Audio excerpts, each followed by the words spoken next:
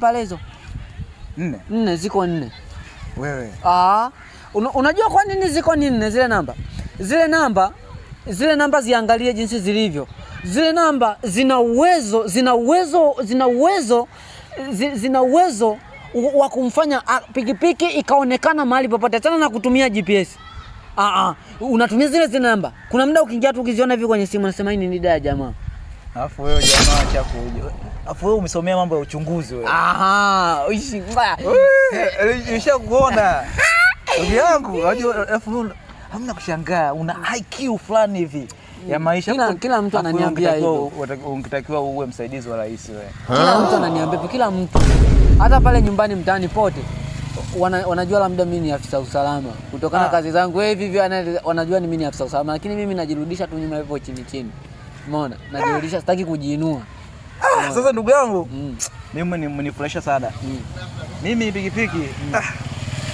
Kwa hiyo hesabu inaanza. Hii chombo mimi ukinipa, mimi marejesho kama kawaida. Wewe unataka kila niwe nakuletea shilingi ngapi kwa siku? Mimi kwa siku hata ukiniletea 60 sio mbaya. Kwa siku. Vipi tena mzee? Yaani sikia tuongee ukweli. Yaani hapo natumia degree. Unajua maana degree naelewa kabisa. Unajua mtu anatumia degree anaingiza hela nyingi sana. Kama nakwambia hata 60 ili mkataba ufanye tu miezi 3 au miezi 5 sio mbaya. Miezi 5 tu. Jembe unadhani yani degree tunachozungumzia degree sio kwamba degree yani ni unabeba watu kwa bei kubwa. Yaani unapokuwa na degree kwanza usalama wa chombo, usalama wa maisha yako na sijazungumzia eti kwamba tukiwa na degree uanze kubeba watu kwa bei kubwa. Umeona? Ila sema tu ukiwa na degree yani unavyoona unaona hii pikipiki uweze ongeza mafuta tena.